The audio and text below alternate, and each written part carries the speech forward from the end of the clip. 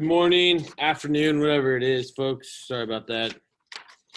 Obviously, everyone's trying to get their bearings straight after having taken 9 days off and dealing with this interesting schedule today, followed by back to the doldrums of 50-minute classes and 7 a day starting tomorrow. So, I'm glad we're here. We got 19. I'm expecting a few more here. In the meantime, as people are entering here, in the chat function, what was your favorite thing you did on fall break? Type it in. Let's hear it. Come on. Can't say the same thing as other people if you see it on there. So if one person says sleep, you have to put something else. Wow. That was quick.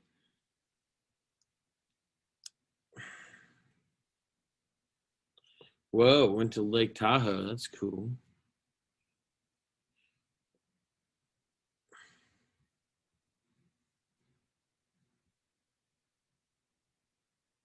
Nice. Pretty interesting.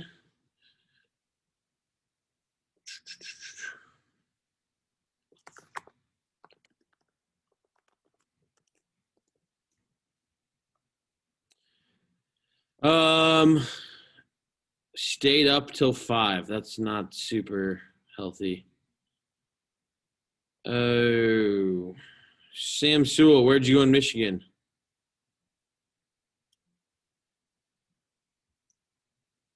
If you're alive. Yeah? Mackinac Island in Traverse City. Oh, I like that area. Nice. My parents have a house close to there. I took the kids to the pumpkin patch and the apple orchard. That was fun.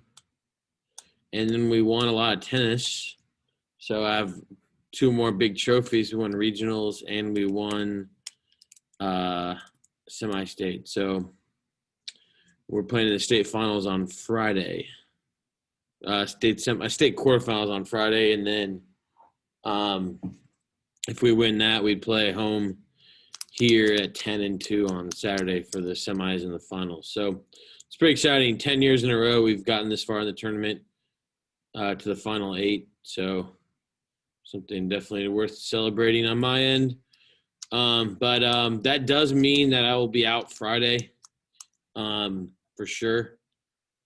I'd much rather be here than coaching tennis in the state championship. So, but I got to do what I got to do, right? So, also, Wednesday, I think most of your teachers have probably told you already. It's going to be like I'll just have documents. I'll probably have 3 or 4 documents for you guys to analyze, and it'll just be on a virtual assignment.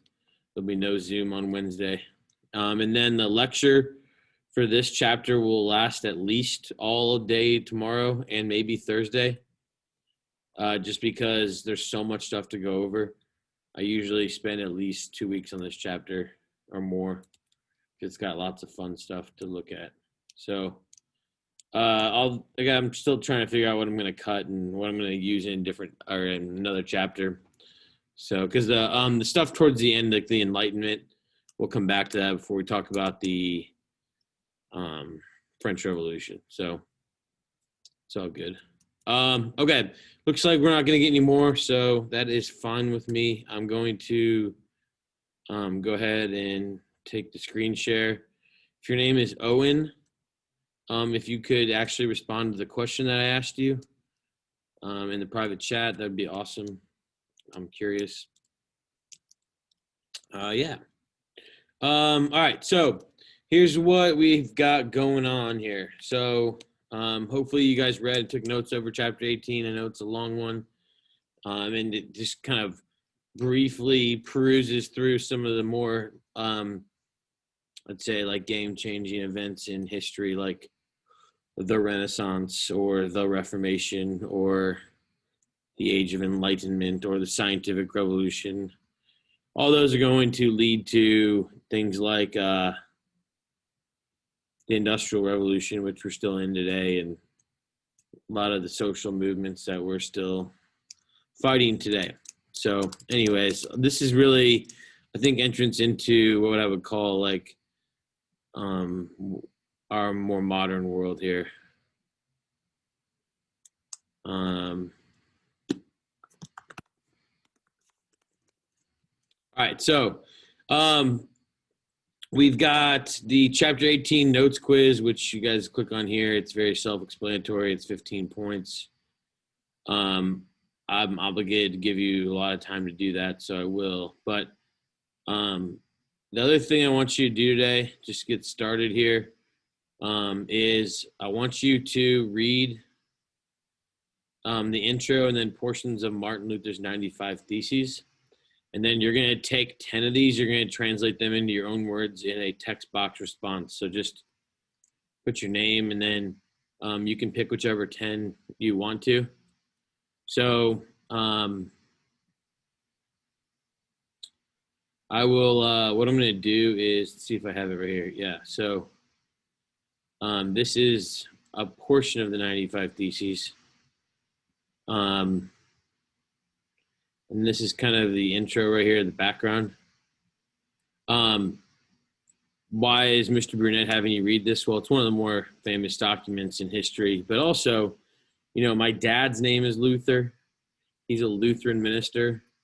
My grandfather was a Lutheran minister, and my child's name is Luther. So, you know, of course, we got to read a little Martin Luther. I mean, it's obviously a little impactful in my life. I've been to Wittenberg like 3 times to see the same stupid thing, fake 95 Theses on a bronze door, but still chills. It's good chills, you know. It's pretty good.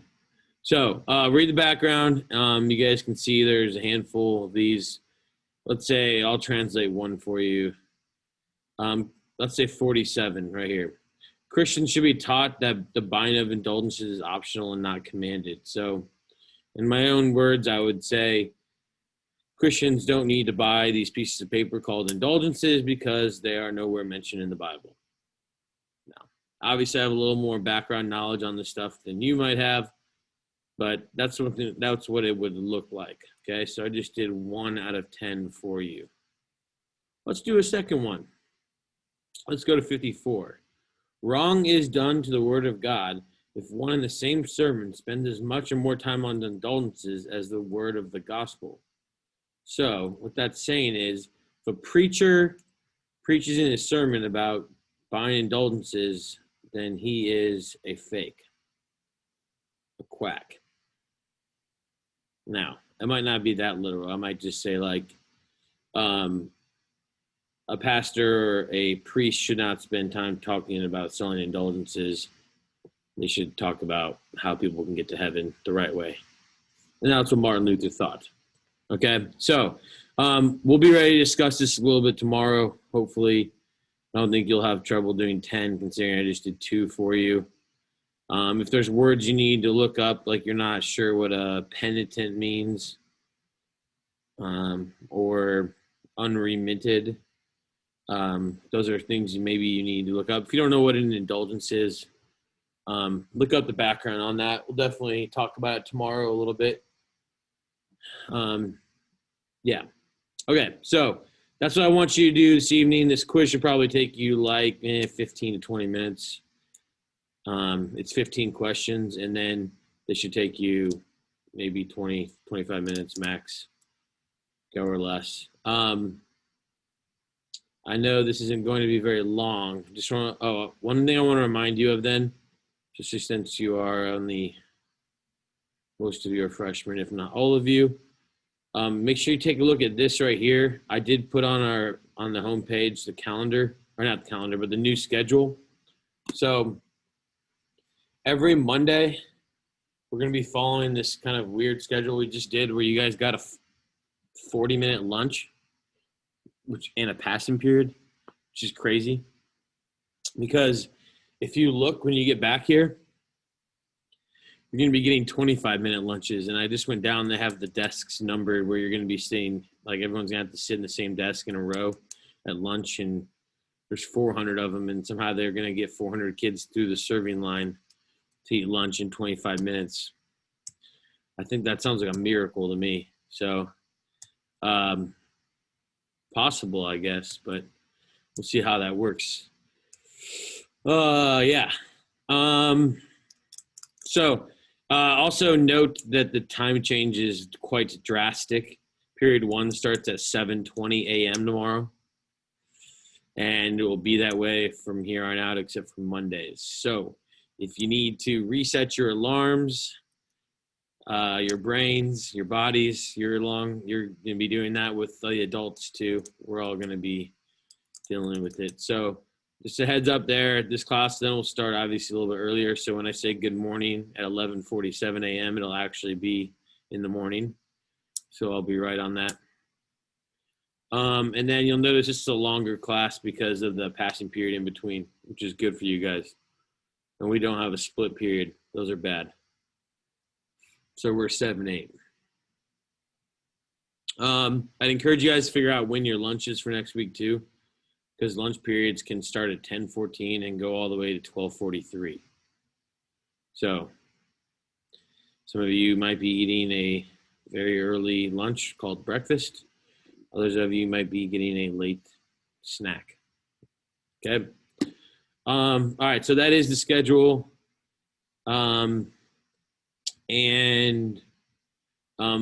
Before I let you go or take any questions, I need you to make sure that you take this quiz this period. It's not meant to be taken tomorrow afternoon, okay? Because that ruins my grading and the flow that I'm trying to get into, and it's not healthy for you either, okay?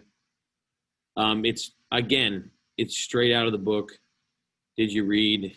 Okay, hopefully you're becoming less and less reliant on looking back through the book and you're able to use your notes more. That's the goal, okay?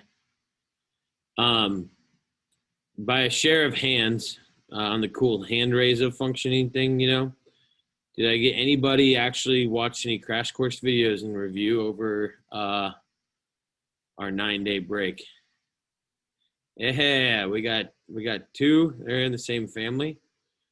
Anybody else? No. All right. 2 for 26. It's I don't know. If you shot free throws at that level, you probably wouldn't make the basketball team. So, some of you probably could spend some time going back and reviewing. That would probably be very helpful for you. Okay.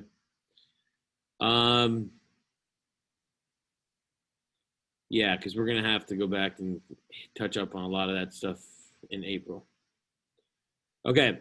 Go ahead and start the quiz. Good luck. If you have a question, just ask me on Remind.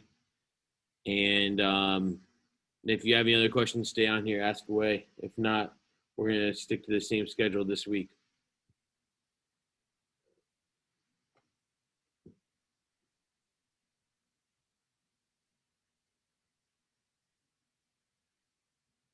I was just wanted to ask a question because I just started thinking about this when you mentioned the French Revolution. Mm-hmm.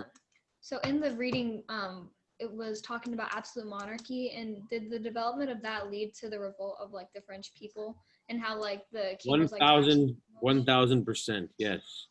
Oh, okay. I was like, oh my gosh, that's a pretty cool connection. That's good. You made that connection on your own because that's absolutism would lead to democracy again, to a lot of social changes. So it's like it was a terrible thing, but it was necessary in the idea that people realized, that the king wasn't ordained by God to rule. He was just lucky and rich and fell into the right family, Yeah. And that certain, rights whoever's the leader shouldn't be able to take away. So yeah, all that goes hand in hand. Good question. All right. Thank you. You're welcome. Samuel, do you have any questions? Oh, no, sorry. I thought we stayed in the Zoom call. Nope, you're good. All right, we'll see you, man.